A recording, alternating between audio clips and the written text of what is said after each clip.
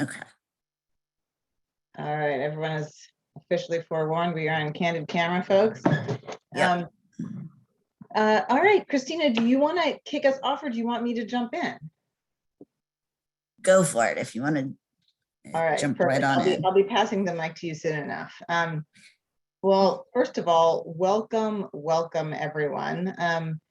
I know that it is 6 o'clock after a long day. Cynthia mentioned she's still got little ones who are, we will probably occasionally hear in the background. I don't know if that's the case for others on the call as well, or your own little ones who may be coming in and asking for help. So I just want to deeply appreciate everybody's willingness to join in this effort and add to what is already a long day. Let me go ahead and share my screen.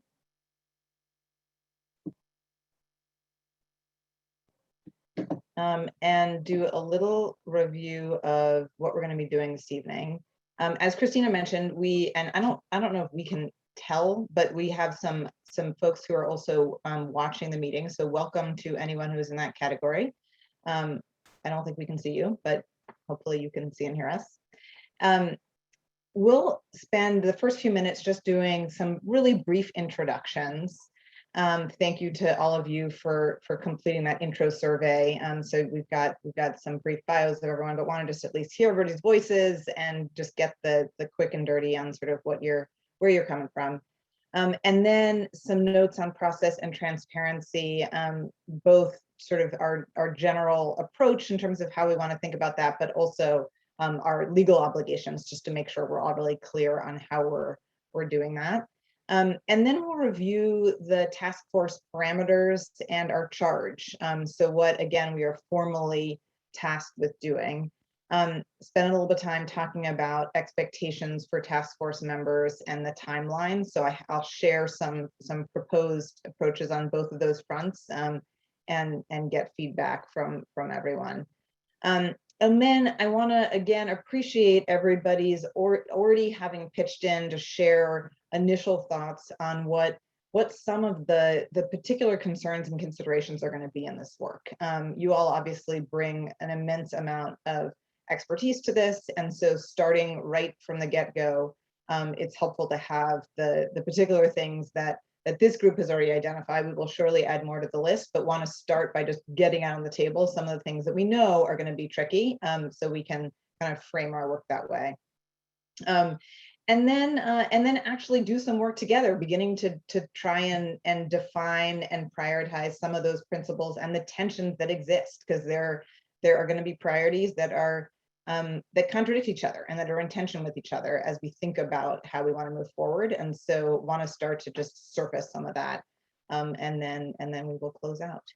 I hope that throughout the course of the meeting, as task force members have questions, things they want to add, you can both use the chat for that purpose, and also raise a hand literally or with a little signal, or if I'm not noticing you, go ahead and take yourself off mute and chime in.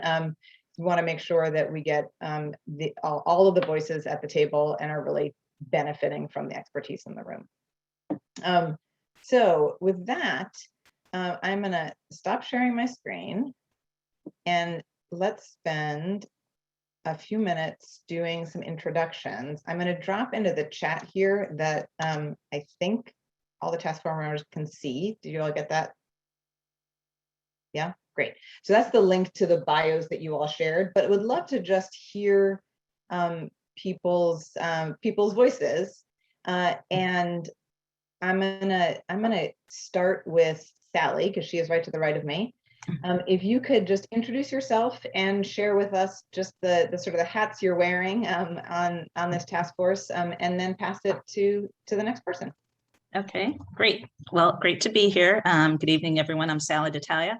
I am the director of Arnold and Porter Children's Center. I am co-chair of the DC Directors Exchange and co-chair of the Program Funding and Compensation Committee for Under 3 DC. And I will pass it to Kathy. Good evening, everyone. I'm Kathy Hollowell Mako, the Executive Director at the DC Association for the Education of Young Children, a early childhood professional organization here in DC, and we have over 700 members. And I'll pass it to Marika. Good evening. My name is Marika Cox-Mitchell, and I'm the Senior Director for Early Childhood at the Bainham Family Foundation. And I'll pass it to Sarah. Hi, I'm Sarah Mead, and I am the Assistant Superintendent for Early Learning with AHASI. And I will pass it to Maria Cristina Encinas. Hi, good evening, everybody. My name is Maria Cristina Encinas. If you want to call me Maria, for the sake of the Cristinas. I am right now the Education Director of Estrellitas Montessori School Early Childhood Program, and I'm also the Board President of the Multicultural Spanish-Speaking Providers Association. And I pass it on to Tyrene. Sure. Hi. Yes, Taryn. My name is Taryn Morsey. I'm an associate professor at American University. And I'm also a commissioner on the DC Commission for Healthy Youth in Schools. And I have 2 young children in DC schools, and one of them went to Estrellitas. Ah.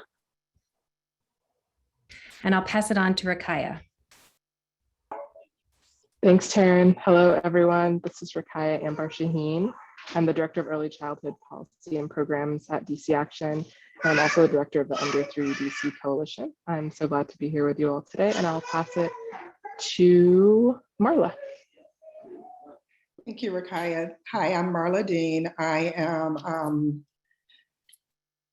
Executive Director by Beginnings, but I'm also Ward 7 Education Council Chair, and I'm on the Mayor's Thrive by 5 Coordinating Council. And who are you passing it to, Marla? Sally? I already went, but Oh, I'm sorry. No, that's okay. Anne, did you go? I don't think you went. Oh, thank you. I'm Ann Robinson. I'm the Executive Director of Building Pathways and Education Facilities Incubator in DC. And I pass it to Michael.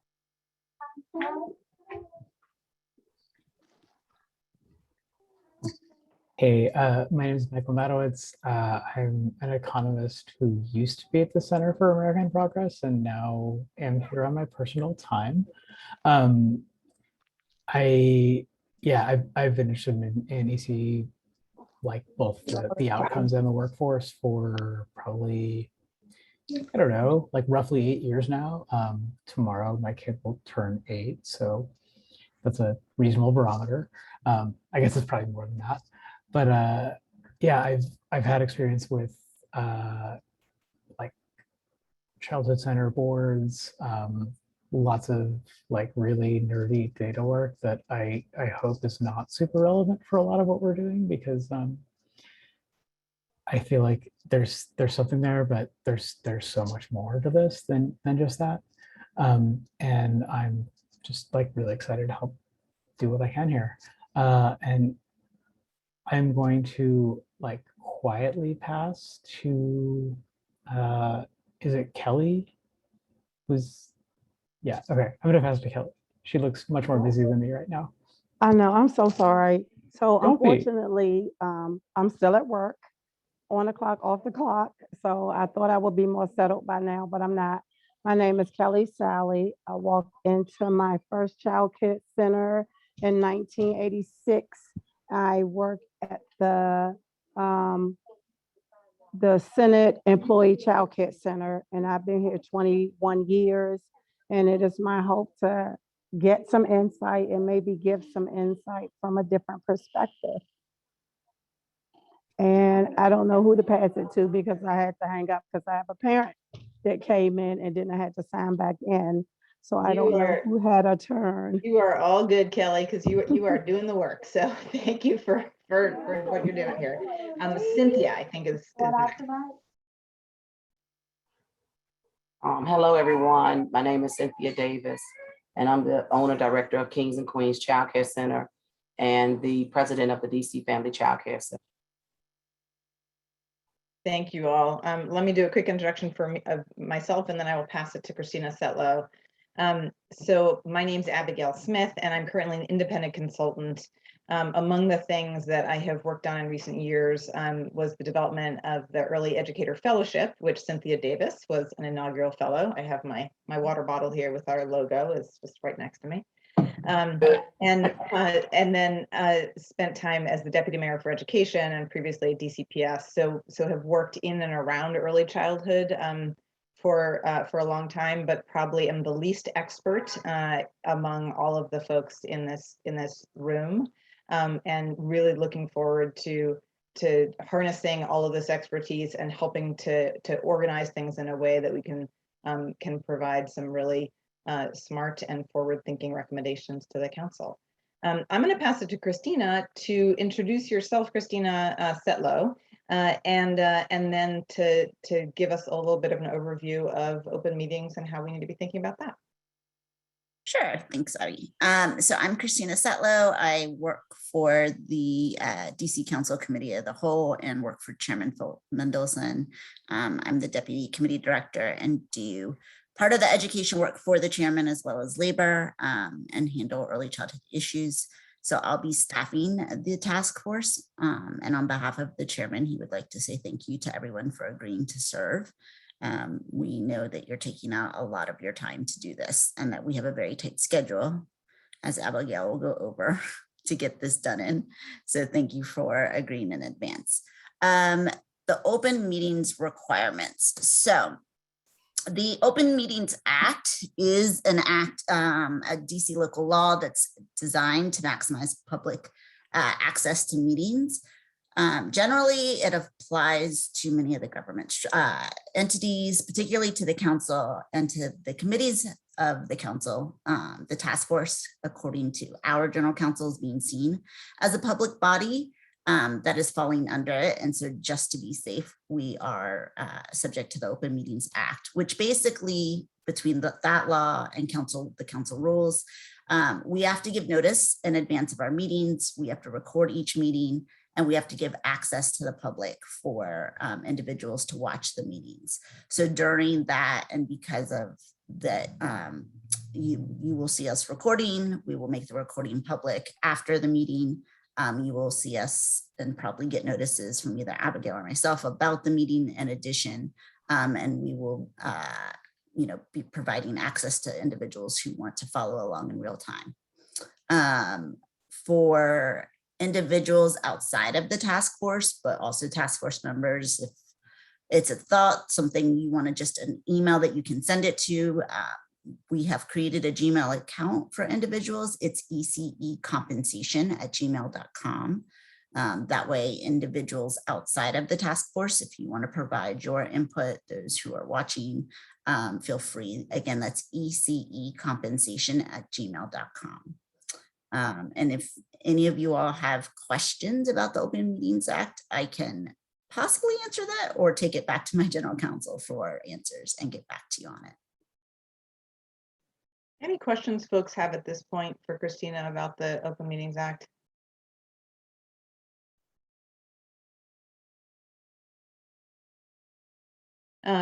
So if anything comes up, please feel free to reach out.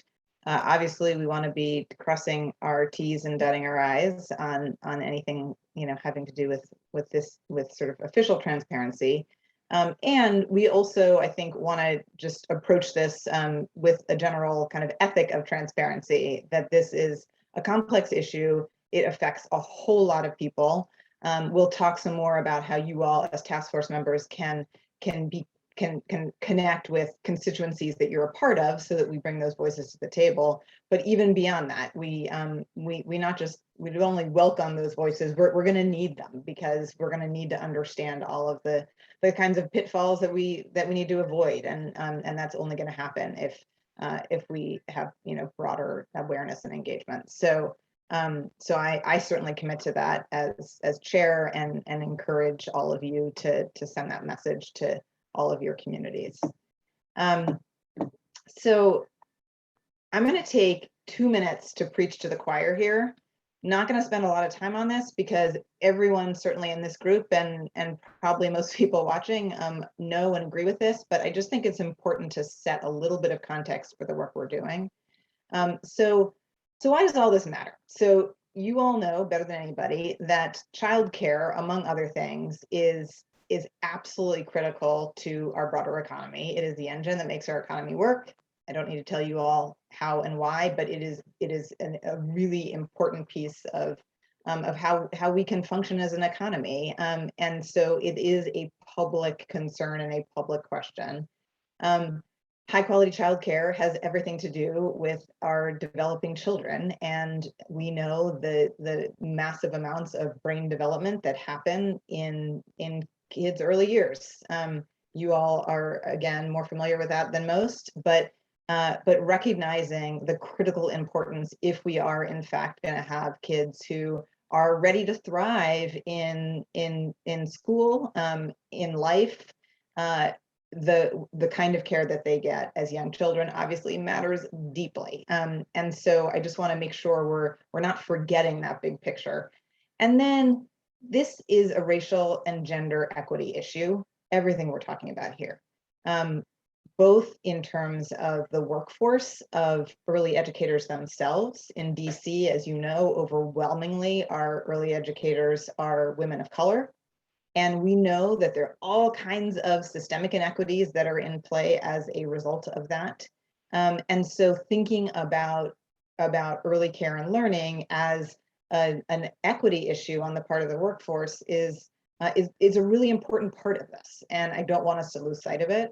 It's also an equity issue in terms of people who bring their children into that care so that they can go to work. And we know, and we've seen all through COVID, that women in particular are in or out of the workforce largely related to the availability of high quality and affordable childcare. We know that, tons of evidence for it. So if we want to have the kind of equitable world in terms of the workforce more broadly, we need to ensure that we have high quality and available and affordable childcare. So again, I'm not going to belabor this, but I just want to remind us all that there's a big picture, because we're going to start to get into the weeds fast, and I think it's helpful to sort of remember our why. That said, our particular focus, of course, is on early educator compensation.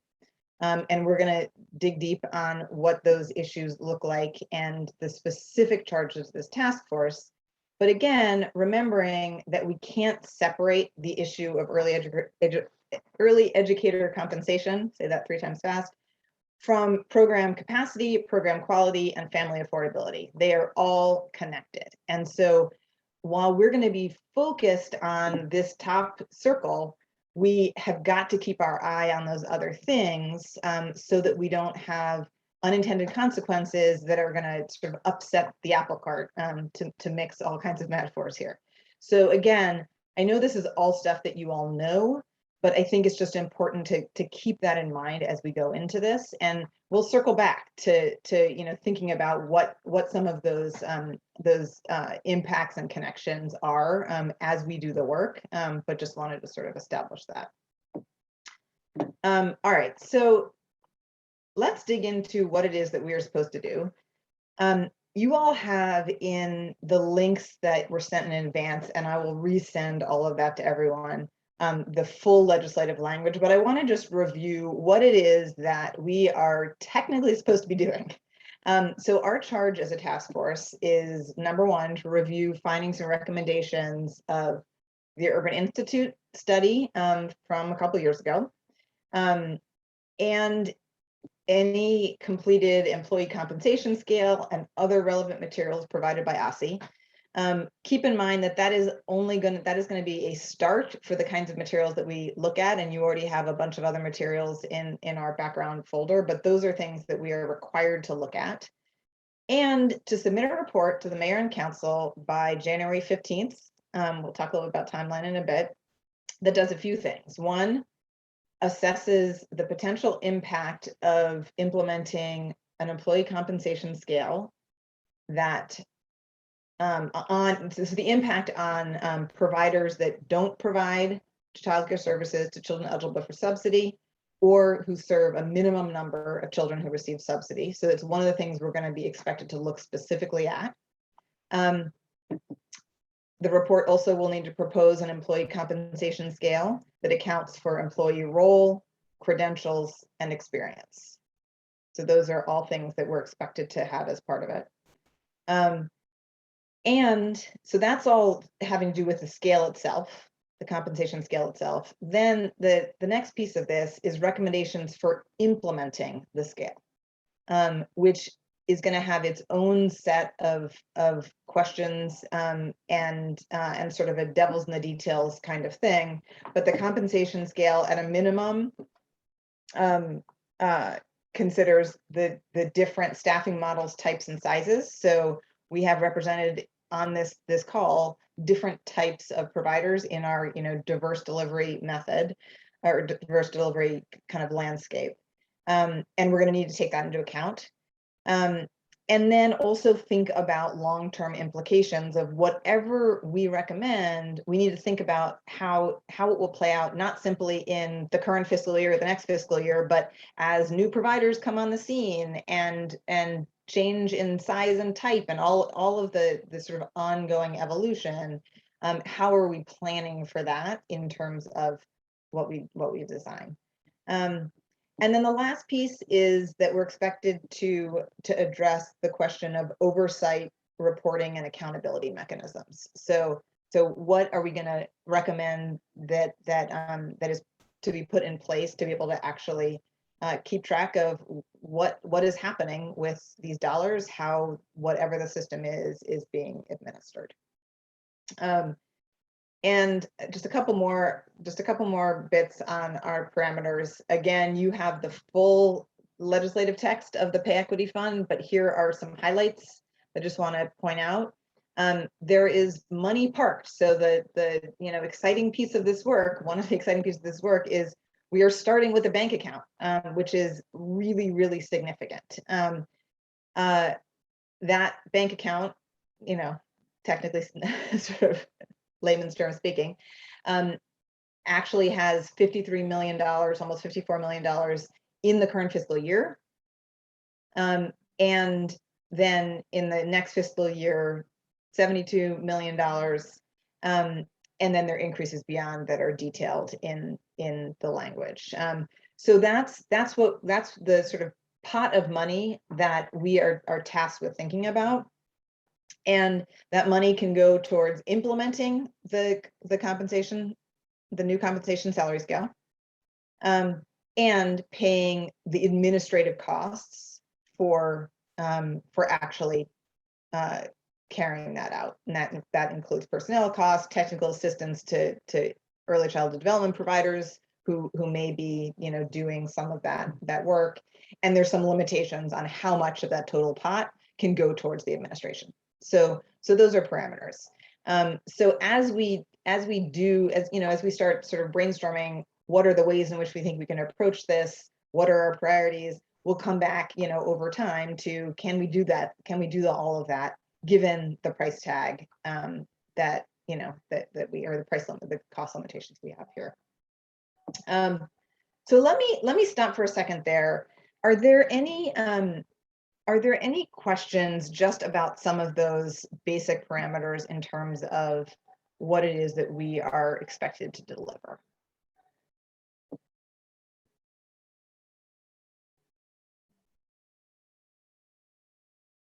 So the second part with paying agency administrative cost, I'm not really clear with the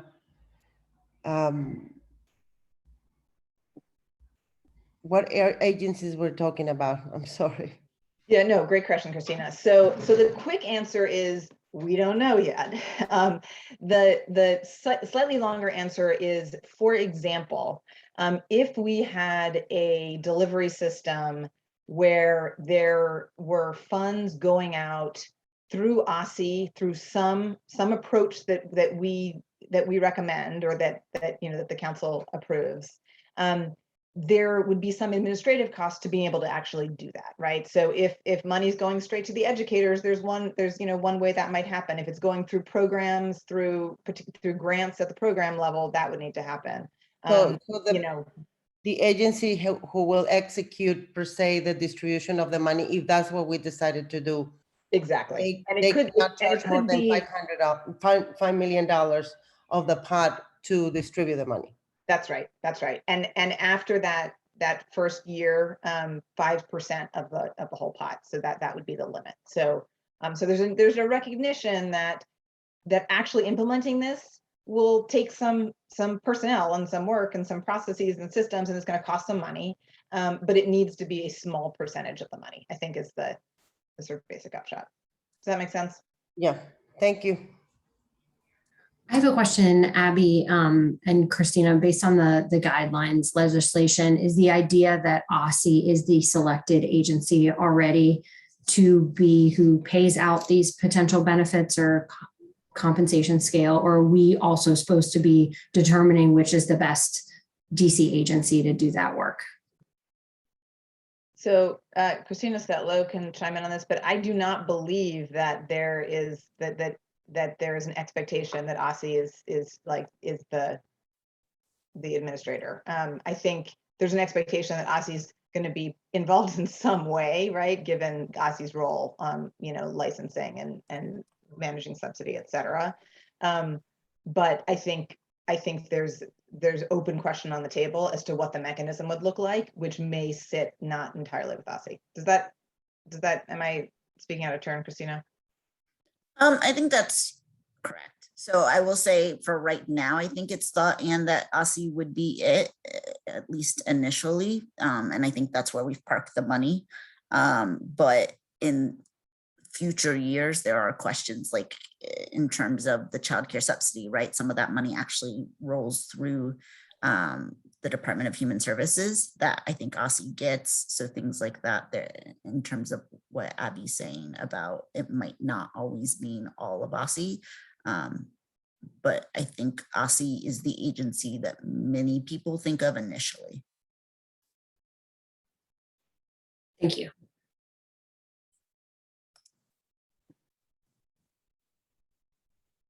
All right, I'm going to keep on moving here, and we're going to be coming back to all of these things a lot. So, so as new questions come to mind, jot them down, and we'll address them. So we talked about our sort of official charge. I want to spend a few minutes talking about expectations of how we want to approach this work and operate. And so let me just quickly voice this over, and then I want to get a sense of, does this feel right to folks, or are there things that are missing? So the first is bringing our expertise to the table, including lived experience. So people everyone is in this group because you bring particular expertise. That is why you are here. And we have an immense amount of knowledge in this group. And it is all valuable. So we have providers who are spending every day actually doing this work. And that is immensely important perspective to bring to the table. And I appreciate, Kelly, that you noted that in your introduction. I think the fact that we caught you while you were still working with a parent, like, says everything, right? This is, you're going to have a perspective on this that is deeply valuable. And we have folks who are going to bring much more technical expertise from the economic perspective, which is also going to be really valuable, and so on and so on. We have people who are going to have their advocacy hats on. Everyone is bringing something to this group, and so it's going to be really important, I think, that we leverage all of that expertise in smart ways. And then related to that, build on work to date. We are not starting from scratch. Everyone in this group has been doing this work, and many others, for a long time. Sally sat on a DC commission on compensation for early educators in 2013. That has a report that you all now have. There is an immense amount of work that has been done. We are standing on the shoulders of giants. So I say that as a both an appreciation for folks who have done that work, but also we don't have to start from square one. We're gonna have a lot to draw from, and let's be smart about that and not reinvent the wheel. I'm hoping that everyone in this group can serve as conduits for various stakeholder groups in both directions. So some of you have very built-in groups. You know, Rakaya obviously has the coalition of folks who are looking to you to both bring their voices to this table, but also for you to be able to report back and say, all right, here are the things we're wrestling with. There's going to be a bit of a challenge on time to be able to do that, given, and we'll talk about our timeline. But I want to be clear that we really welcome and hope that everyone in this group will bring those voices, with you and proactively inform the groups that you work with. You know, Sally, Kathy, I mean, you all have constituencies that are going to be really helpful on that front. Want to ask people to generally consider alternative approaches. What we're trying to do, there's little to no precedent for, and not just in DC, but anywhere in the country. And so we're going to be trying to figure stuff out, and we're going to have to try on different approaches, some of which might feel, more attractive or less attractive to each of us individually. And I urge people to really, sit with alternative approaches and really try and consider them, so that we can wrestle with it together. Want to try and ground our analysis and data wherever we can. Again, sometimes we're not going to be able to because we're not going to have that information, but where we can, it's going to be important to do that.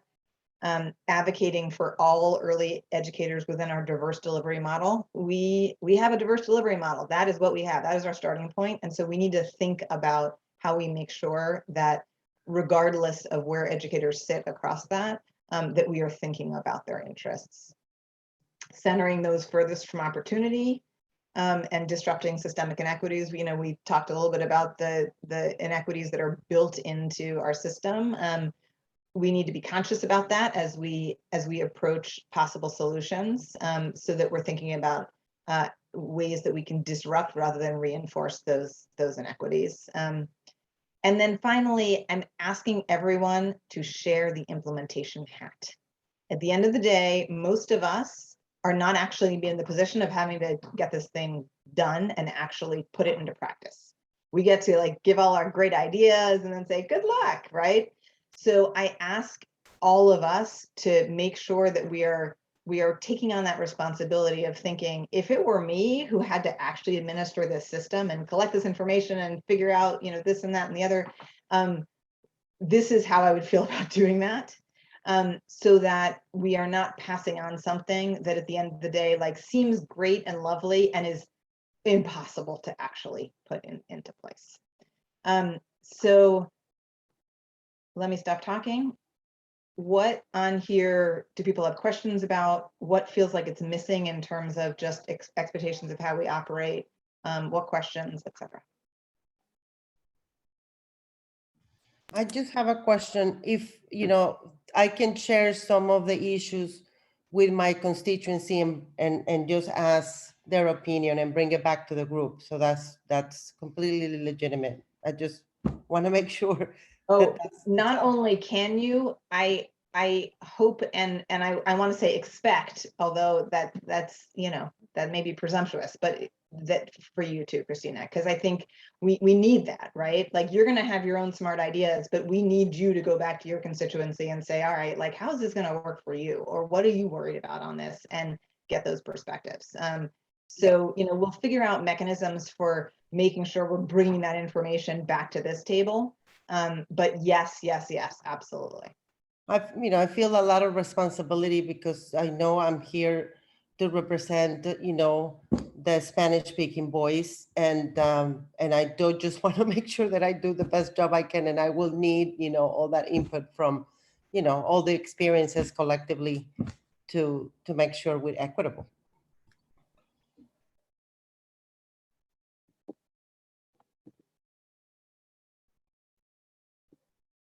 Any other questions, additions? I have two comments, I guess. One, since we just had a conversation a few minutes ago about whether the agency I'm representing on this task force will be responsible for implementing and administering this program, I appreciate very much the last bullet about sharing the implementation hat and thinking about what implementation looks like, not just from the administering agency's perspective, but also in terms of burden and actual what's required of child development facilities and staff in order to access any funding. That's very top of mind as I think about this as well. But obviously others on the task force have better perspective on that.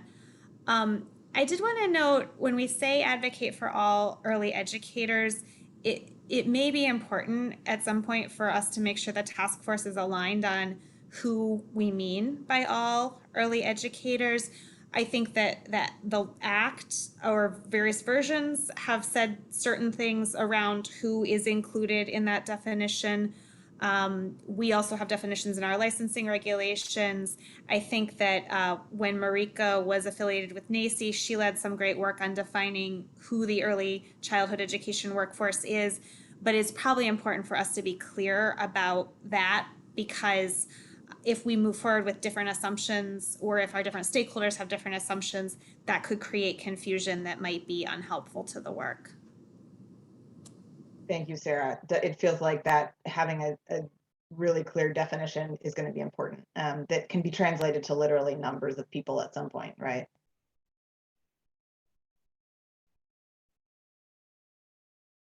Anything else? Oh, I just want to say one thing on that. I think it's also should be very clear that early educators includes educators in both home and center-based settings, as well as all of our mixed delivery system. I have a question about the center those furthest from opportunity and disrupt systemic inequities. How are we coming up with the communications plan in order to understand, or are we calling on the data and other reports to understand what those inequities are, and the communities who are we looking for, I guess, or how are we communicating out what we're about to do? And much to Christina's point, sharing out and then taking information back in. Yeah.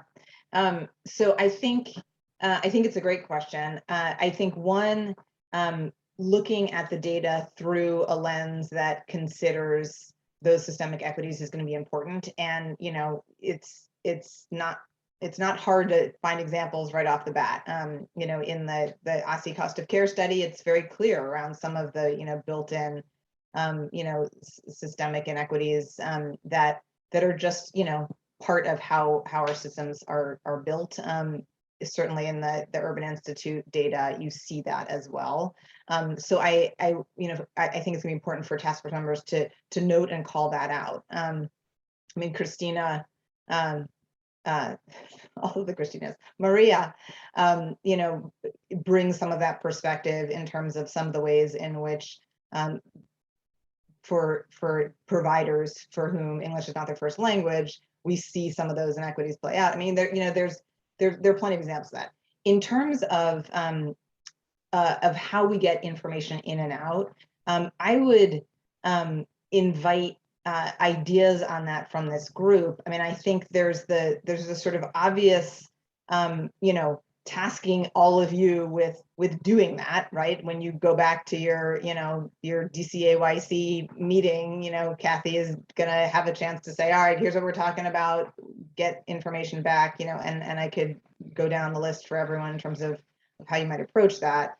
That is, sort of tasking you all with that. I do think that thinking about some sort of formal ways for making sure we're gathering that information and we're sharing it across the whole group, and that there's figuring out some mechanisms for doing that are going to be important, and I welcome ideas on that front. Hi, Abigail, this is Cynthia. I just want to make sure that I'm clear when they say center those furthest from opportunity and disrupt systemic inequities. Are we saying the inequities between schools and CBOs, center-based and family childcare systems? And are we putting these systems on an equal playing field with making DC public schools, child development centers and family child development homes? We're putting everybody on that equity piece to have it run across the board. That's what you mean by center those further from opportunity and disrupt systemic. Yeah. So Cynthia, I think that is one critical example of that. And I think, you know, part of the sort of North Star of what's been laid out in the Birth to 3 Act, in this specific, you know, compensation equity legislation is to get at exactly what you just described. I think that, and you'll probably hear me say this a million times between now and when we finish this report, the devil's in the details on this stuff, because there are differences in delivery models that make it, you know, that require us to think about how to do things differently, right? So, you know, the sort of difference between, you know, treating everybody exactly the same and treating everybody equitably, right? Because if you treat everybody exactly the same, sometimes you actually do things that are inequitable.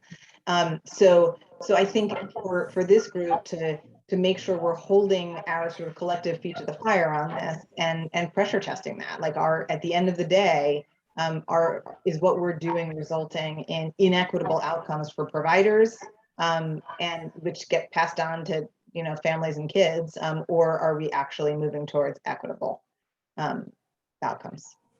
Marla, I saw you had your hand up.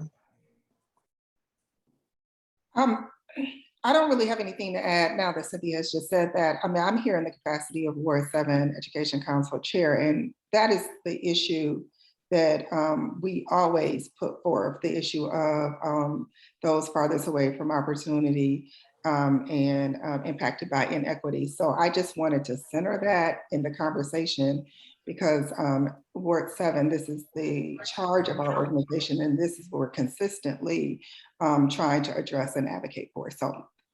But Cynthia said it well, and it was nothing further for me to say. I should have put it down.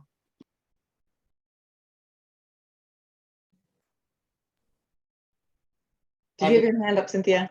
Yeah, I have one more question.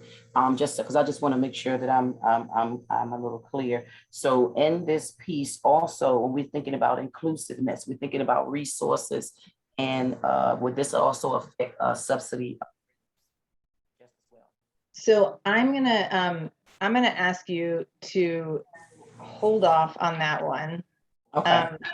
Because I think it is a bigger question that we are going to have to address, but I think is beyond what these expectations are going to be able to deliver. Okay. Marika and then Michael. I imagine that there are times where there would be a healthy tension between what's best for young children and what's best for the educators themselves. Giving the task force expectations and responsibilities. Can you talk a little bit more about how we sort of navigate those tensions? Yeah, so I appreciate you raising that. And for the last part of our meeting, and what I'm hoping we'll spend the most time on, we're going to start to do some of that, kind of teasing out some of those tensions. And then adding ones to add into the list.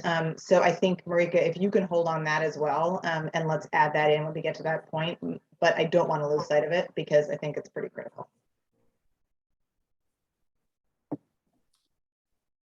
Yeah, and I guess like the only thing I wanted to make sure I had a good understanding on is like when we're talking about like ECE can mean a lot of things, and I want to make sure I have like the age range we're talking about right, because you can have like you can focus on a workforce and have impacts on like kids who are 0 to 3 or kids who are 0 to 5 or kids who are 1 to 3 or 1 to, you know.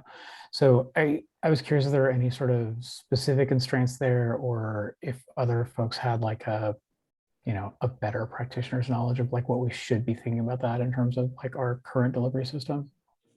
Thank you. So I think that the answer there is we're thinking about all of them. And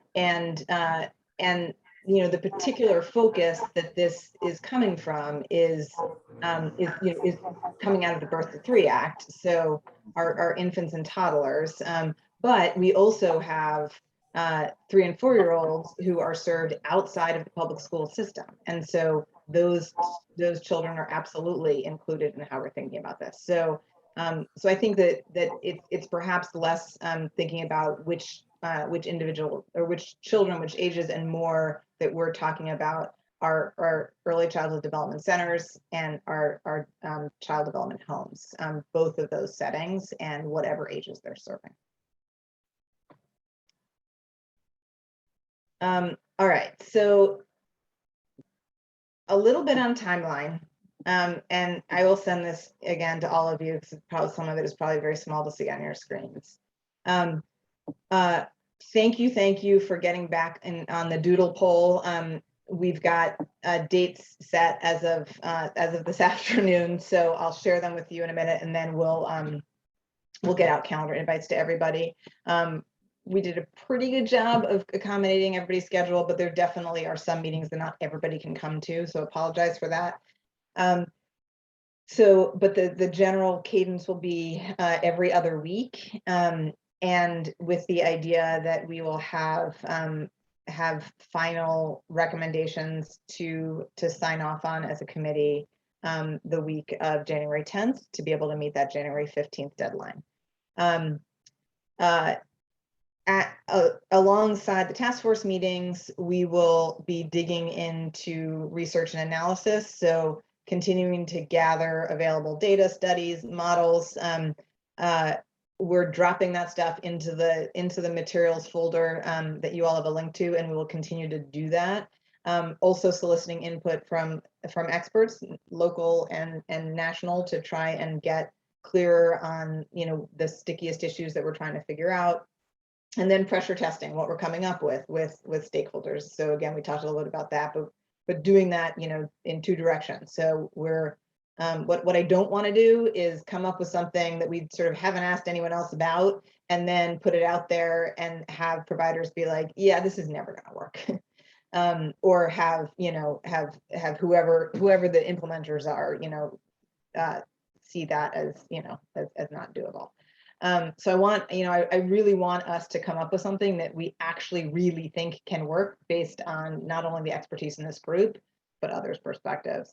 And so then there's just a general timeline in terms of proposal development, with the idea that in the next couple of weeks, trying to map out, here's what we think the elements, the table of contents, essentially, of the report needs to be. Like, here's what we think we're going to need to address.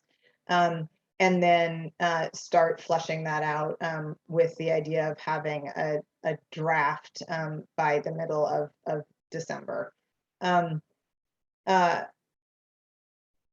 I will note in the next slide, so I'm just going to go right to that. I'm just going to be totally upfront. I'm worried about this time frame. We're going to work as hard as we can to meet it, because it is in the legislation and because there is money sitting there that can be spent in this fiscal year. And for those reasons, I understand the timeline. And I just want to be honest that it's going to take some real push from us. And whatever we decide, and I keep saying we decide, we don't get to decide, we get to recommend, but whatever the council decides to do, no matter what it is, there's going to need to be some kind of runway for putting it into practice, even if it's like passing out money on the street in front of childcare centers, right? Like, you're going to need to do something to set up that process. So the time frame, is on both the report itself and on actually implementing everything is something, that's going to be challenging. This slide is playing back to you all. Abby, can I ask a question about the time frame before we move forward?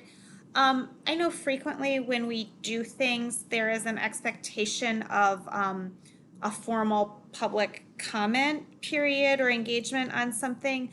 I realize there's also a structure in place here where some members of the task force represent specific constituencies, and there are other vehicles for members of the public to send comment in.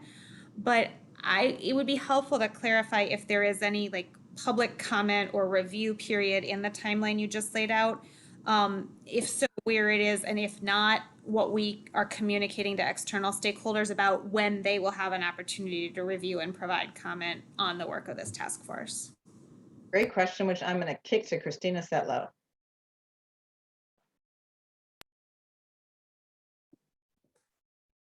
So I think the hard question, probably not in terms of a formal, just with how tight things are. That's why we're recommending that individuals send us comments to the Gmail account that we've set up.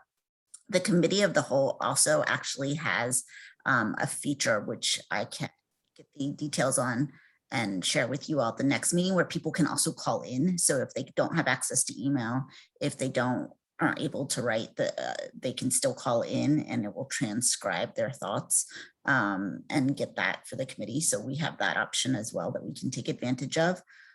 Ultimately, whatever this leads to, more than likely we'll need legislation, and that's the thought as well. And so the chairman is also expecting to take the recommendations from the task force and have that inform legislation that will be on a fast track approach. The hope is that everything is agreed upon so that legislation can move very quickly. But the thought is that there would obviously be feedback during that legislative process. But to Abigail's point, we don't want to put something out there, have legislation around it, and then have a bunch of providers or OSSI or anybody else show up to a hearing and say, none of that's going to work. So go back to the task force. So long answer, but that's where we are. Does that address your question, Sarah? Yes, and partly I just think it's important to set expectations around where and how people can provide input with our different stakeholder constituencies, which is part of why I asked about it. Yeah, I appreciate that. So what you see here, I am playing back to you all what folks shared in that intro survey. It's not totally exhaustive, but these were the big themes. So again, thank you so much for doing that. So I am not the only person who's worried about the time frame. So others raised that. The question of unintended consequences came up from a bunch of you all. So one that, and this is partly written into the legislative language, but what might be the impact on subsidy participation depending upon the mechanism that is put in place. So that was an unintended impact that people raised. Same thing in terms of the availability of infant and toddler seats. So knowing that you know is a particular need and concern district-wide, and how do we make sure that whatever we put in place does not disincentivize maintaining or increasing infant and toddler seats. Equity across settings. So Cynthia raised this earlier, as did Marla, and I think someone else. Again, we have a diverse childcare delivery model, and the challenge of building something that that ensures equity, given the differences that exist, is, it's just there's a tension, there's a concern there that I just think we need to face head on. And if we approach eyes wide open and keep asking ourselves this question of how would this play out, how would this impact, are there disparate impacts that are not actually delivering on the goals of what's laid out in here, but it's one that I think we need to keep an eye on. We've talked already about feasibility of implementation, but again, as Sarah pointed out earlier, that's for the educators themselves, depending upon how this is set up. It's for providers, centers and homes, and whatever entity or entities is distributing this funding through whatever mechanisms, right? That there are implementation issues all across there that a number of you all named. And part of that is about what's the burden and on whom to do all that. And then finally, price tag. A couple of you raised the question of $70 million sounds like a lot of money, but money goes fast, and are we how are we thinking about this in terms of what the price tag is? That's the funding pot that the council has allocated in local dollars. There's some of you raised the question of, well, what's going to happen in Congress with Build Back Better and and possible federal money that might go towards childcare. You know, of course, we don't know. I live with the Senate Chief of Staff. I keep asking him what's happening with childcare. He doesn't know. So there, you know, there are lots of questions that may come up with this, but we need to be, you know, we just need to be clear-eyed that that we have a bunch of money, and that's really exciting, and we need to figure out how far it'll go. Are people ready for a stretch break? Cynthia, is your hand, I'm so sorry, is your hand up or now, or is that from before? Yeah, it was in regards to the ECE compensation, Gmail, mainly for our other languages. Would they have someone to translate if they use that call-in number instead of the email? Would they be able to get their languages transcribed to the council? My understanding is yes. So we have different language access abilities for future meetings. We just didn't have the ability to for this meeting. We're also going to be able to provide language access for future of these task force meetings as well. So if there are individuals that want to also listen in, but we do have language access capabilities for the major languages spoken in the district. So if people did call in, and as I indicated, I'll get more details about that, Cynthia, but I'll definitely make a note to ensure that we have and are taking into consideration that need. Thank you. And Cynthia gets points for modeling how we are centering those furthest from opportunity. So here. I'm going to suggest that we take a 5-minute stretch bio break, and then we'll get back into sort of digging into some of these tensions that that we've started to surface, and do a little activity and discussion around it. So let's come back at 7:05.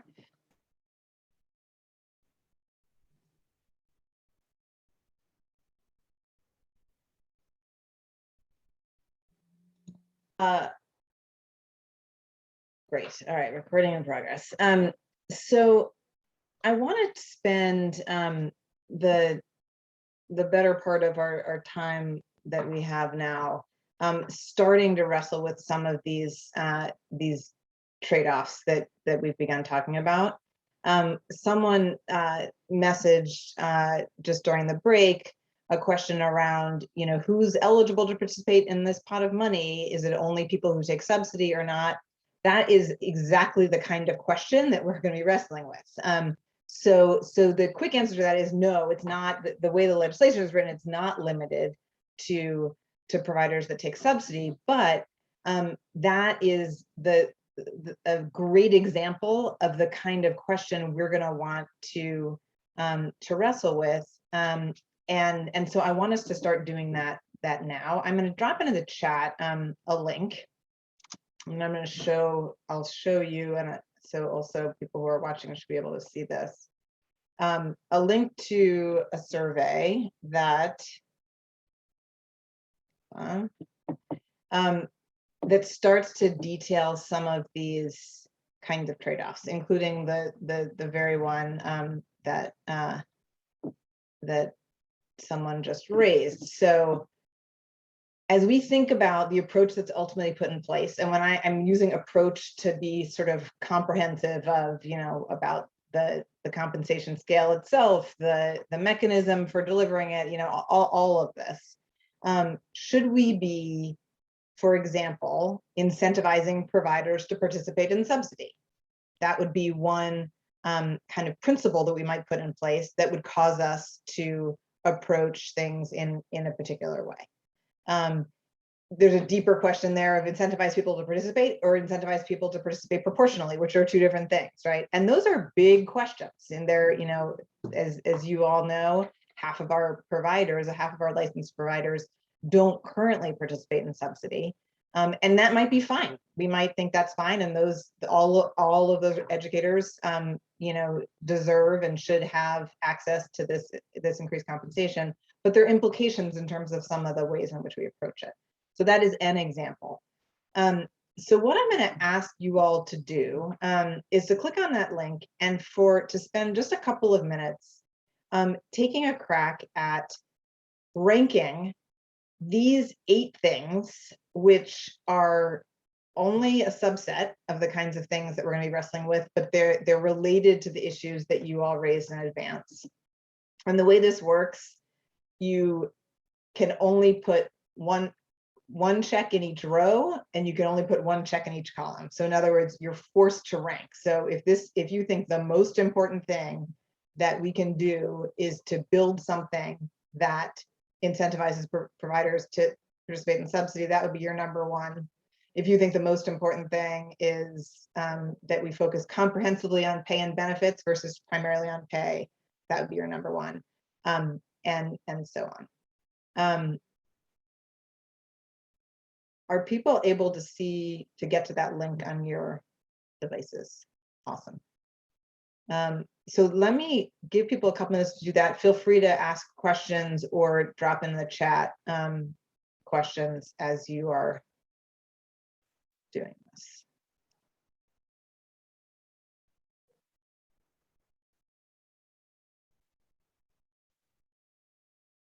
And again, for those watching at home, if there is anyone, I'll scroll down so you can see the rest of these.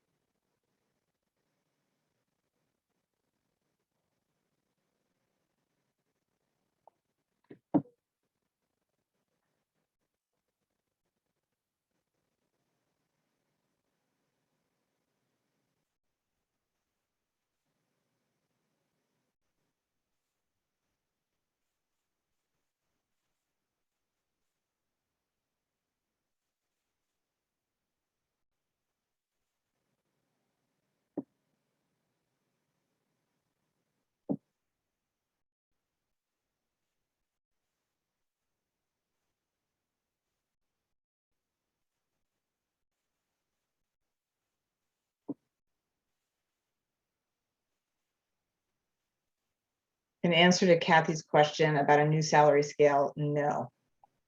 A new salary scale has not been shared. And that, that is something that is a Birth to 3 Act requirement asking OSSI to do, and there's work on that, but it's not something that's public or finished.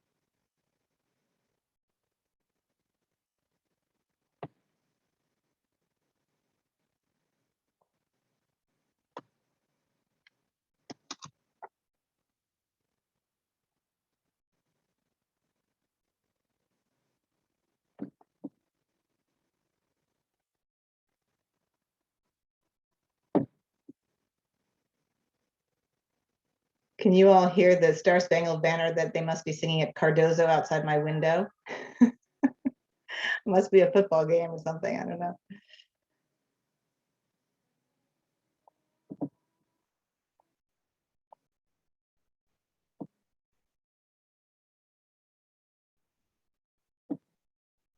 All right, we've got about 7 responses, and let me give another minute for folks, and then I'm going to share where things are starting to land.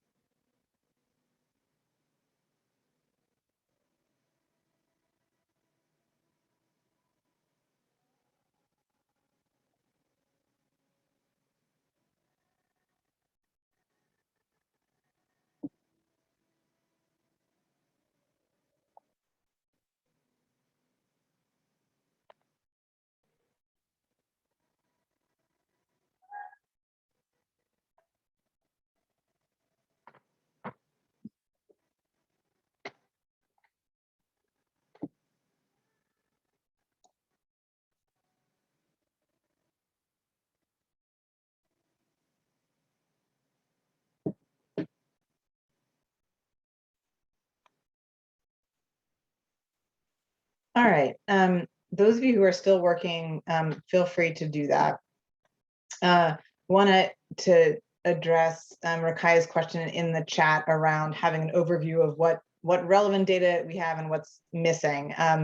So a couple of things on that. So one, we're trying to gather as much as we can, and as I mean, some of you all have shared some really helpful resources on that front. But I'm going to be following up with folks at OSSI, among others, who obviously are going to have access to a chunk of that. And I do think that figuring out what the needs are so that we can identify where the holes are is going to be important, and anticipating what we think the needs are going to be in term, which is we won't necessarily get 100%, but as we get closer to figuring out what it is that we're trying to do. So yes, we'll continue to gather that and make sure that it's always available to you all, so that in your immense amounts of spare time you can dig into that. And we will absolutely spend time in task force meetings looking at the sort of critical pieces of that to make sure that we have shared understanding of what some of the the key data looks like. And again, I want to do a good job of giving people enough of a heads up to line people up to come to task force meetings to figure out what we would want them to share, and we're not going to have a ton of lead time for any of that. So some of that's going to require all of us, kind of identifying people who've got those that kind of information, and cajoling people to take some of their time from 6 to 8 p.m. on random nights. But please do, I mean, as you identify, I mean, certainly sources for data, fantastic, but even needs, things that you feel like, you know what, I feel like I need to understand X in order to answer this question. Don't assume that Christina or I, have already thought of that. Definitely continue to share as those things come up. So, all right, I'm going to just share, and this, one, this is all obviously anonymous, and two, none of this, we're not holding ourselves to any of this, but I want to give you all a sense of just a little bit of a starting place. And this is a little difficult to read, so I'm going to try and help out here. Just so you have a sense, the blue is the highest priority, and red is second. Okay, so when we're looking at sort of our top ones, and it goes, all the way down here. So the couple things that sort of immediately stand out in looking at what feels like the highest priority, most people said to maximize the number of educators paid at the new salary scale. Now that assumes there's a question in there that Sarah raised earlier of what we mean by educator, making sure we're really clear on the definition of that. But that got the biggest number of votes. And I'll share all of this back with you. But there were #1 votes in a whole bunch of different places as well. So there is some breadth in terms of what feels most important to people, focusing on comprehensively on pay and benefits versus primarily on pay. That a bunch of people put that second and third, but there were people who ranked that lower. Preventing passing on any cost of increased compensation to families. Some of that is written in aspirationally to birth to 3. There's a lot of stuff that's aspirational in the Birth to 3 Act, and there's something in there. It's actually, I think 10% was where it was initially written. I know 7% is sort of the number of choice these days, but that there was a sort of real mix on that. Placing the lowest possible burden on educators and programs in terms of the process for accessing funds. So there was someone who said that was what was most important. Someone had as most important differentiate funding based on individual programs' need and other revenue sources. So all of this to say that there definitely are there's some trends, and there's a lot of sort of disparate ideas in terms of what feels most and least important. One vote on building, actually, 3 people said first or second highest priority, building and strong monitoring and enforcement mechanisms. And all these things, can be double-edged, of course. So I will share these with everyone so that you have a chance to take a look at it. But I wanted to open the floor to a just more generative conversation as you looked at that list, and you can go back into the form to see the list again after you've submitted it, so you can remind yourself of what's on it.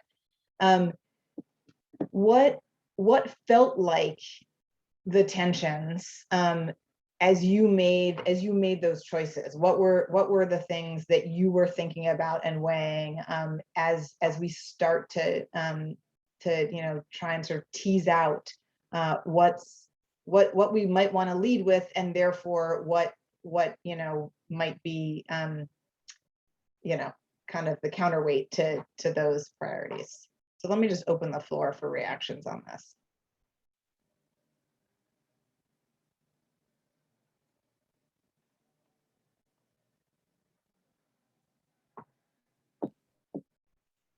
I had reactions. I was really committed to educators receiving the salary rate that they should, but not only the salary rate, the benefits. Also, I think total compensation is important. I was really trying to figure out how, depending on who participates in the program, these costs are not passed on to parents. I was really also very much concerned about not building out a whole new monitoring and mechanism system that increase costs, and that how do you ensure that dollars are going to teachers and not having an overly burdensome or cumbersome or costly monitoring system. So those were the tensions that I was most trying to navigate between. So those were my tensions.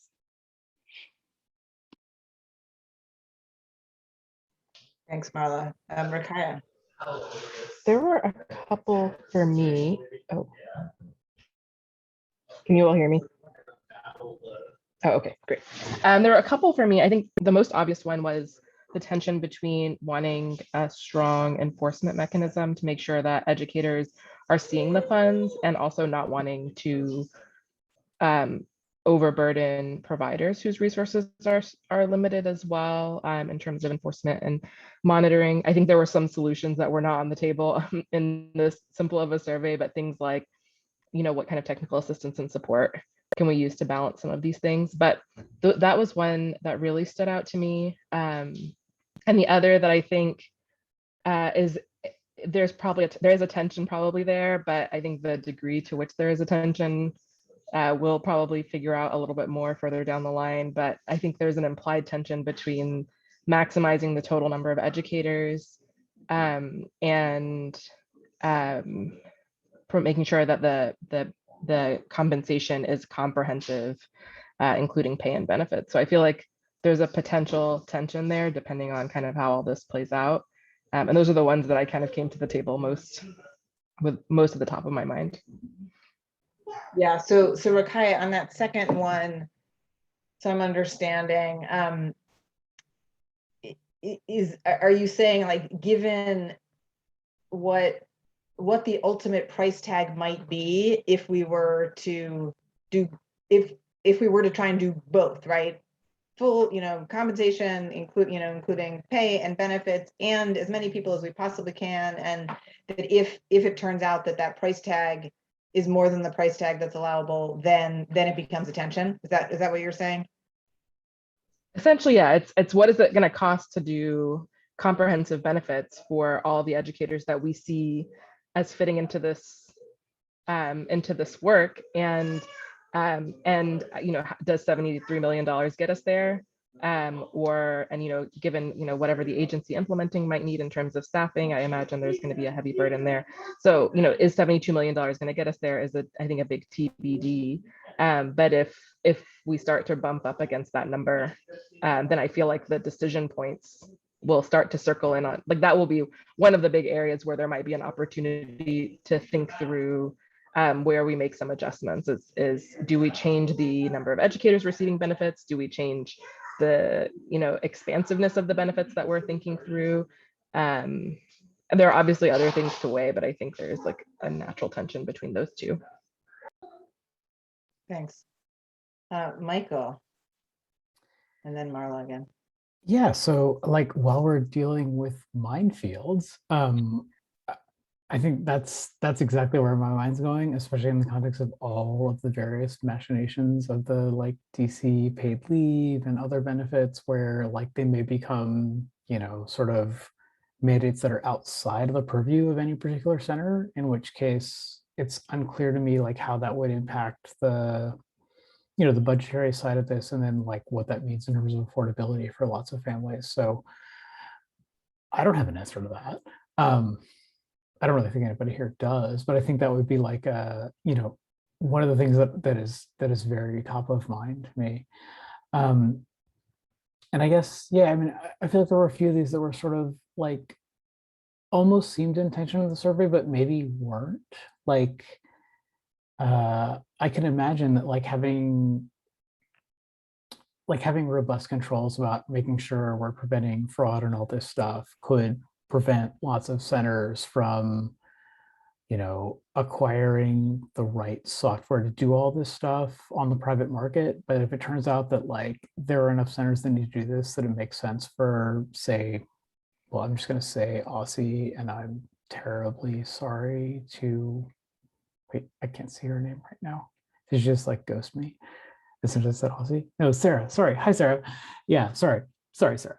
But yeah, I don't want to put this all in Aussie's lap, but it does seem like one of those deals where it's like, if it turns out that a big priority for a bunch of us and the people we're serving are like preventing fraud and making sure everyone has access, that like, doing the upfront work to make sure that like the payroll systems to make all this work and do good monitoring, like makes sense to put in Aussie's house, then like not everything that seems intention in the survey seems like it needs to be intention. Although I realize that like, money doesn't fall from the sky, especially in Aussie.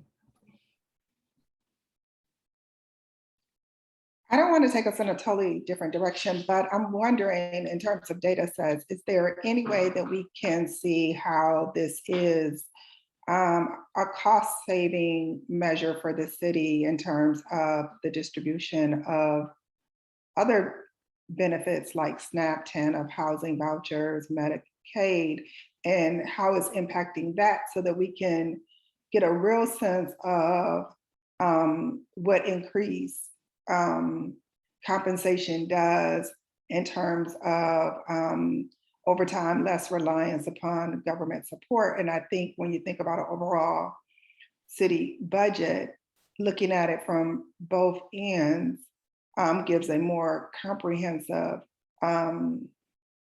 understanding of the issue, and it gives us more data and information on what is actually ultimately closing wealth gaps and increasing economic mobility for everyone. I love that question, Marla. And the what it would take to answer that question in terms of data analysis and time, I can't say. I actually think it's an incredibly smart question of essentially, you know, given the number of our childcare educators who qualify for all of those government programs that you just articulated, and the cost of that. I mean, like that is a real question, and making the case for what that ultimate price tag then looks like. I love.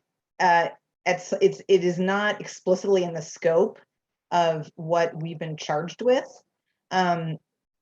which doesn't mean that we can't encourage that work to happen, because I do think that you know, I do think it is a smart economic way of looking at it.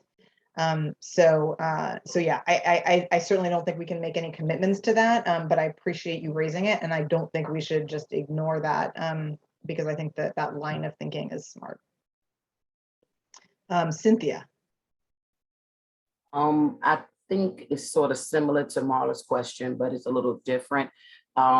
When I've seen, like with my daughter having to apply for Medicaid and trying to get lower cost insurance, she barely hit the cap, meaning that if she made anything over if her gross was over $1,000, she automatically did not qualify for Medicaid. I know that we're increasing salaries and things like that. So I was just thinking more on the lines of how would that play out once the salaries are raised, and that you're not even able to, now you're going to have to pay for insurance.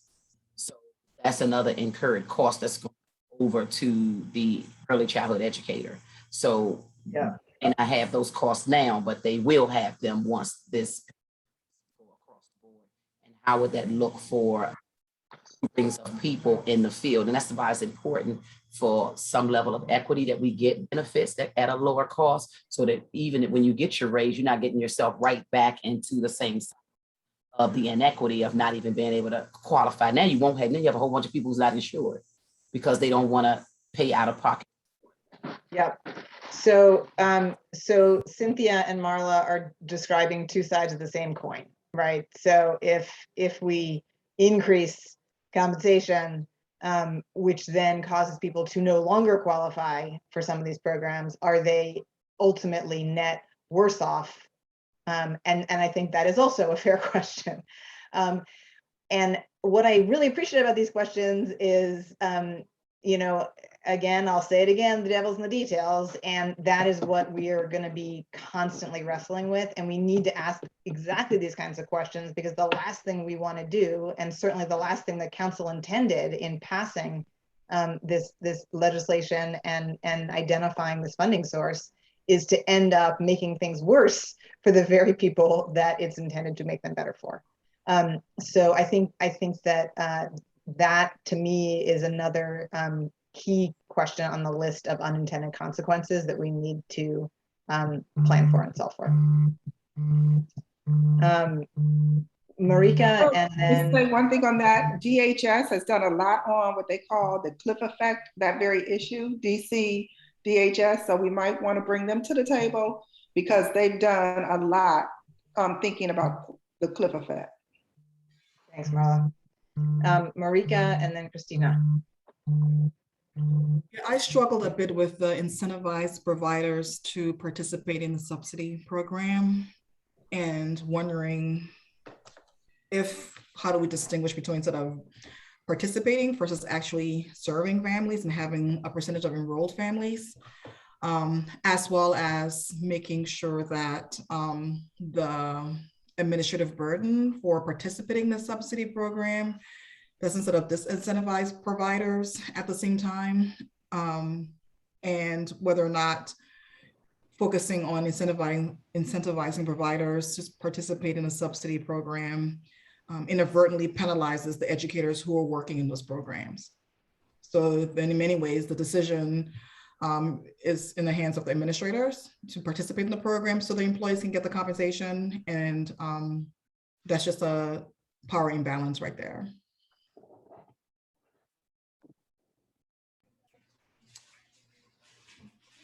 Yeah, Christina. Well, for me, I mean, I struggled with a few of them, and obviously, you know, I'm not afraid of accountability, and I believe in accountability, especially for funds that are public. And but definitely, you know, how do we support along the same lines of making sure that the reporting is not, you know, out of. I mean, I work for the system and I have to do a lot of things administratively that it takes a lot of time and years of experience to come up with, you know, all the reporting and all the training and everything. But what I want to add to my comment is about what is attached to compensation. We want to make sure that all get compensated, but there is also the quality attached to it, that we want to increase the quality of the teachers by providing them with the right path to get credentials. I'm sure the credentials are going to be part of the compensation. So, you know, it's part of all of these to consider also how we're going to support monies for education, especially for us that we're, you know, right now have worked really hard to have a Spanish associate in early childhood and infant and toddlers, and we had so many roadblocks, and including money and a lot of burden to apply for universities, and you know, for people who come from other countries, and you know, how are they going to reach their qualifications for them to have access to the money? Because I'm sure, you know, what are the guidelines for the money in terms of education, level of education and training of the teachers?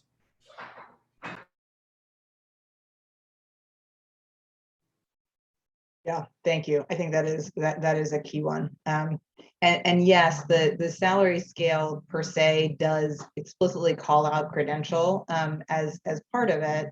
And again, we know that there are other existing you know, rules and legal frameworks and whatever in terms of expectations for licensure and quality level and all of that are linked to credential. So thinking about benefits, I mean, you know, when we talk about benefits, that could mean a whole bunch of things. And so there's certain obvious ones that we tend to think of in terms of you know, health and retirement and time off. But it you know, it could go beyond that. I think the point is that, I mean, we have a lot of people in our constituency, they do want to go to college and they want to get the credential and they want to be part of increasing the quality of early childhood education 0 to 3. They are doing the job, you know, so I think that, you know, they need to have the opportunity, having licensed childcare centers in the District of Columbia, and they're serving children to, you know, also be considered monies for their education, and, you know, taking off all the burdens that they have to go through to, you know, apply for college. Yeah, absolutely. So considering education as continued education as within that benefits you know, scope in some way, and I think that talking about the sort of built-in inequities, like that's a perfect example of one. Marika, is your hand up from before or? Okay, cool. The little crazy yellow hands. So, well, are there any other, but before we move into sort of where we go from here, I want to make sure that there are any other of these tensions that are particularly sticking out for folks, or things you want to add to the list of kind of key questions. Taryn. Sure, I share a lot of the concerns that have been raised, but also just thinking through about how can we not, or how do we handle providers who have been providing their workers with relatively high, I shouldn't say high pay, but paid sick leave already, paid vacation leave, and so rather than just thinking through how we can distribute funds, or how funds are distributed equitably, so that we're not penalizing people who are really trying to compensate workers in a way that the best that they could right now. So thinking about the uneven playing field right now is what I'm trying to get at. Thank you.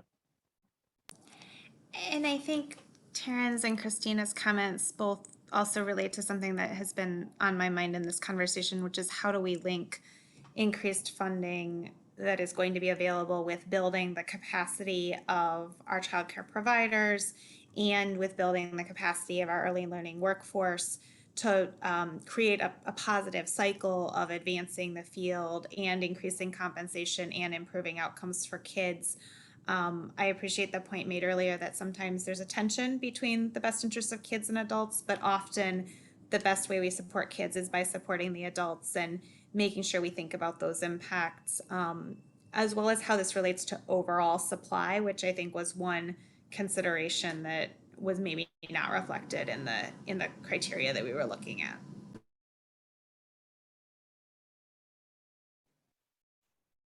Yeah.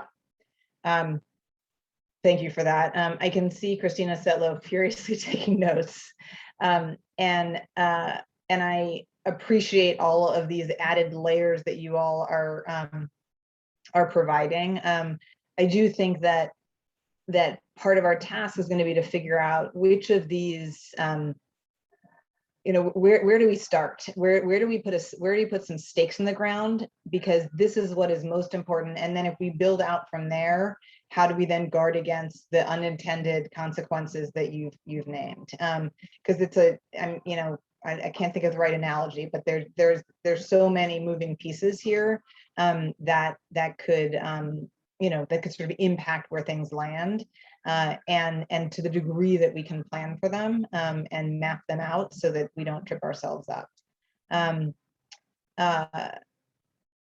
Yeah, and I think that some of these tensions, figuring out where, I mean, the comments people made around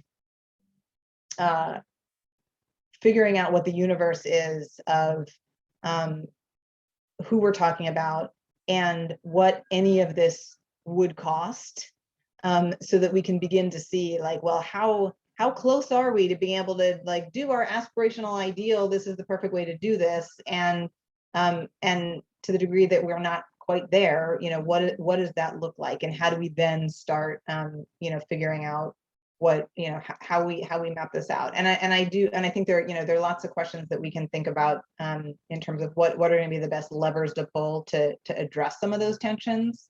But I think the more we can start, like, honing in on what feels most important, the faster we'll be able to get to some models that we can then start pressure testing in terms of how we approach it. Question, if I don't. Yeah.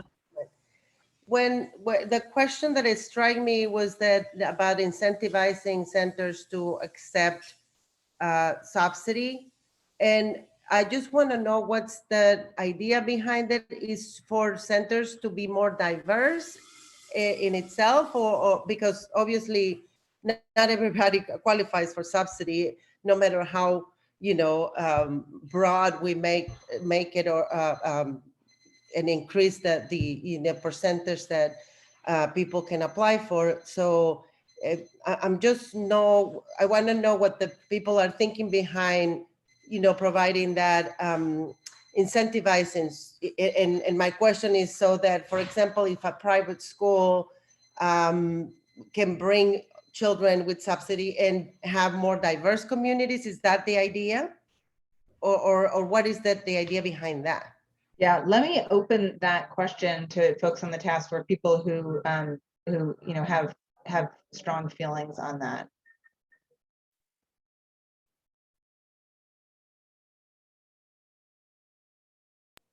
Hi, this is Cynthia. One thing I would promote is allowing people the choice. Let's keep the choice open, because if a person don't want to, people just don't want to deal with subsidy, don't want the extra headache with it, or having a reporting and you got to participate in the QS. There's a lot of other things that builds on into the subsidy. That was a lot of the reasons why half of home-based teachers are not participating in subsidies, because of the fact of the additional stuff they have to do. I think we can always incentivize them to want to do it, but I don't want to put more pressure on people who already don't want to do it. If you want to do it, you're going to do it.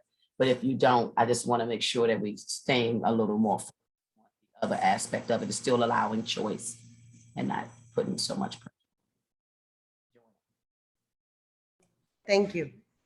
And not penalizing the educators because of the business decision there. Right. Thank you. Yeah, I think that's all helpful context. And I think that the other piece of this, Christina, in terms of why even have the question on the table, is that understanding what our supply is right now in terms of available, essentially available seats if you qualify for subsidy, and no center around you accepts it, well then you're out of luck, or you're out of luck in your neighborhood, right? So at the sort of most basic level, do we think that the availability of those seats meets the need, not just in terms of numbers, but in terms of distribution, and type of programs, so that families that for whom that is how they are going to access childcare have those options available to them. And I think, again, to me, in answering like how important that is to us in designing this, we need some data, a lot of which I'm sure OSSI has, around what that demand looks like, and how the degree to which it's met, and some of which we're probably going to guess at.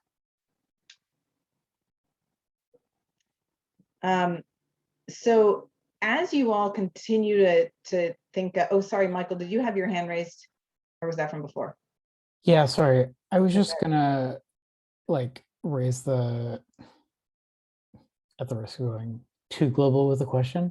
I think one thing that we should be thinking about is kind of how the subsidy thing works out. So you can imagine, I mean, basically where we are right now is you can subsidize on the family end, where the families are getting subsidized to have slots in a center, or hopefully more than just a center. But you can also imagine a situation where the number of families that are subsidized in a center just gets directly passed through to wages, or wages and benefits or whatever. And I think we actually are in a position from an administrative point of view where we have some scope to actually decouple the two. And I think there may be a lot of scope to do a lot of what we're trying to do here by, saying okay, rather than having a specific subsidy going to a specific family, having aggregating it all up and saying, based on these subsidy dollars, we can actually make the centers that are accepting a lot of subsidy kids more able to pay their workforce with these subsidy dollars. And I think I kind of get the impression that's sort of where most of us think this should go in the abstract, but I realize getting from A to B is really hard there. And I think we should think through if there is a system we can come up with that lets us do that without a tremendous amount of overhead. Because as I say this, with my economist hat on, and I wave away all the overhead. I'm like, this is how we should just do this. And I don't run a center, but I know enough people who run a center, you know, they kind of would look at me like I was like smoking many things when I said that. So having ended with smoking many things, I will sign off. All right, Sally, and then Sarah, and then we're gonna to wrap up. To me, that was two different questions. To me, I think the focus of this task force needs to be salaries across the board. And that in turn will increase supply, hopefully, of educators. It will increase the quality because there'll be an incentive to increase their credentials, which then in turn increases the quality of the programming, which then increases the quality of the experiences for young children. And to me, that's what I see as the ultimate guiding star of this task force. I think, my concern with having the discussion of subsidy in the same context is that, subsidy rate payments are based on quality ratings in terms of capital quality. And I think there would be a strong apprehension on a lot of programs that participate in the subsidy program that the salaries would be tied into their quality rating and capital quality, which then sort of blows this whole salary scale and increasing salaries across the board. You can't increase quality if you don't have educators who are quality, and quality costs money. And so I think, that's my concern with having, the discussion of increasing subsidy as a part of this conversation.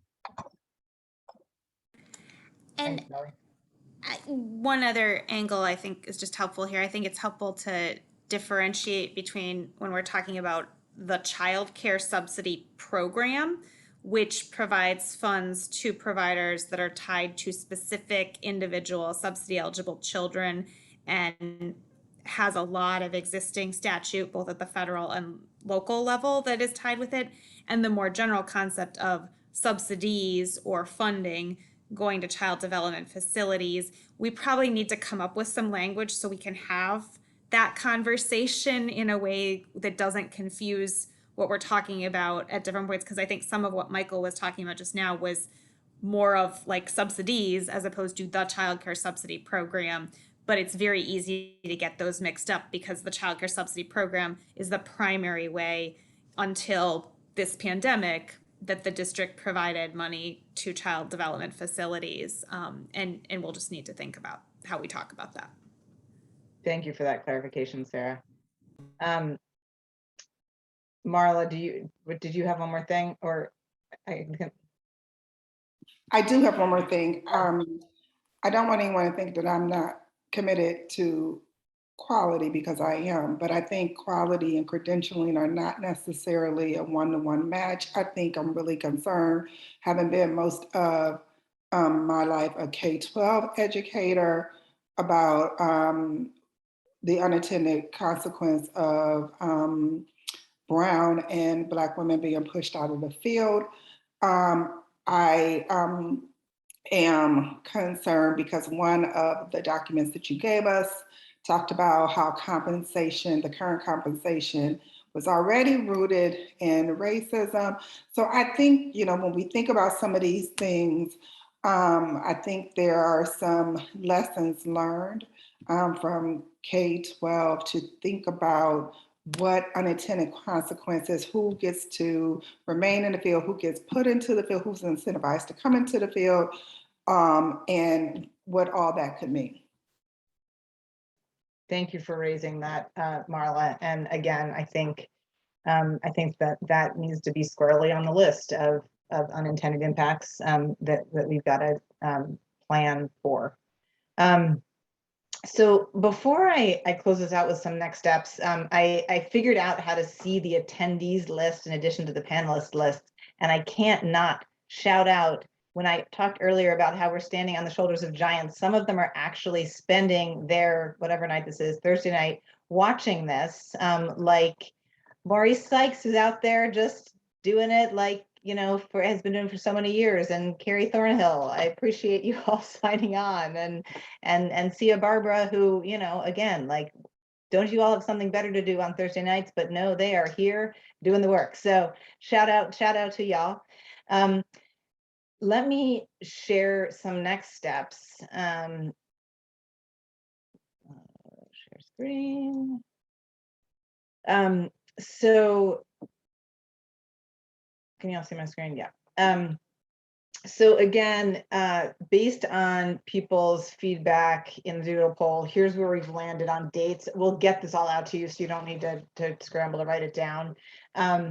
The January 4th, if necessary, that was the toughest week in terms of getting folks. And so to the extent that we can go back and forth with some written things during that time, maybe we can avoid a meeting then. But this seemed to be our best bet for getting just about everybody to each meeting and spreading out where, so if someone couldn't come to one, tried to accommodate at others. Again, we will throughout this process welcome public comments at that email, and as Christina Setlow shared, will provide information in terms of being able to leave voicemail messages, and we will work on language access. Again, apologies that we weren't able to get that set up for this meeting, but it's certainly a priority and something we'll work to do. Meeting materials we'll post, and we'll continue to update the materials in the research and background materials folder, and figure out, and we'll make sure you all have that, but we'll also figure out how we can get those links out more broadly. Keep these questions coming and resources coming. It's going to require it's going to require us to really dig into stuff relatively quickly and start to sort through and figure out where there are models that we can start sort of pressure testing, applying our own context.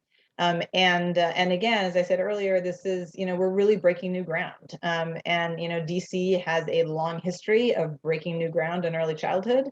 So we certainly have precedent for this, but figuring out what this looks like and how we can meet the overarching goals that have been set out and do it in a way that that doesn't have the kinds of unintended consequences that we've named tonight is going to be the challenge. So please feel free to reach out to me as you think of things and have questions. I want to sort of particularly thank in advance Sarah and her team at OSSI, because we're going to be asking you for lots of information, I think inevitably based on tonight's conversation, and I know that you have a lot going on, so I appreciate in advance the the support that your team is going to provide, and I hope that that people are going to get a little rest and relaxation the rest of this evening. Oh, some of Sarah's team also is spending their evening doing this, so thank you to all of them. Any last thoughts or announcements, Christina, from you? No, I think you've pretty much said it well, so just wrapping up. All right. Thank you all. Look forward to working together over the next couple of months, and really deeply appreciate you taking the time to invest in this.